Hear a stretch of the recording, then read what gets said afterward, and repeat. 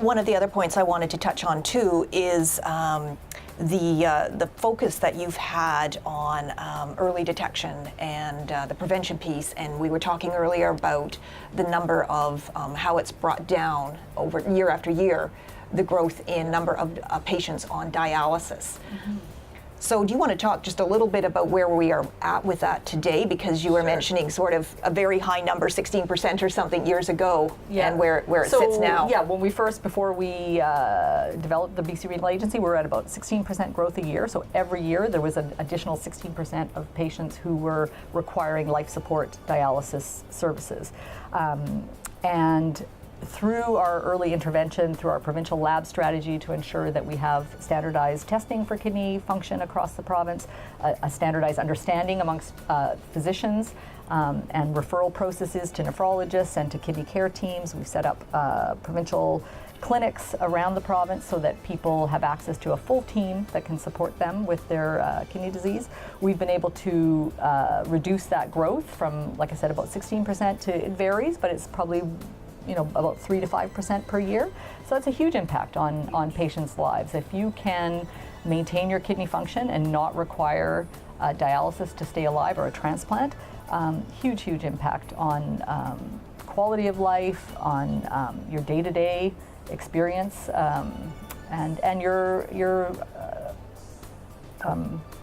lifespan, basically. So BC Renal has a wealth of resources online that I think would be of real interest to kidney patients, to caregivers, to anyone that's in the kidney network.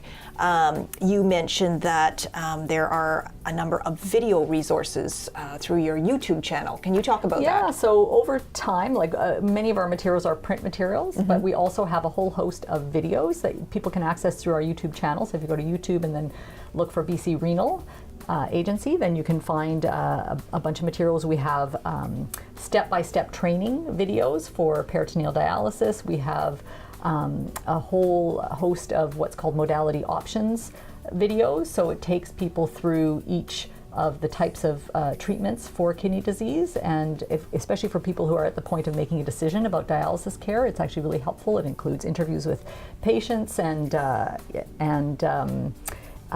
can really help guide people through their decision-making process as they go. Mm-hmm. What I love when, Gloria, as you've talked about this, I just envision, the patients in the center of this hub, and all around them are, experts in their areas that are helping the patient, empowering the patient along their journey here. It's funny you should say that, because I've been with the Renal Agency now for quite a few years, more probably longer than I want to admit, but when we developed our organizational structure document, it was very different for the time. So the patients were literally at the center of the chart, and then we had they live in their health authority, so they live somewhere geographically, and then we have the Renal Agency around that, and then of course all the other structures, like PHSA, the ministry, and other structures that are ultimately to support the patient. So the focus is always on the patient, and everything that we do, is it in the best interest of the patient, and if not, how are we going to shift that so that we can make that the case.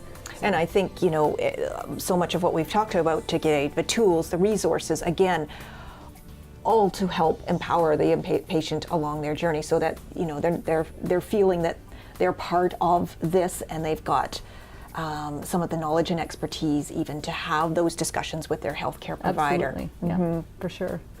Gloria, this is so great. I've got more questions though that I want to ask you. So I want to come back in just a few minutes. Will you hang tight with us? Absolutely, yes. Great. Stay tuned.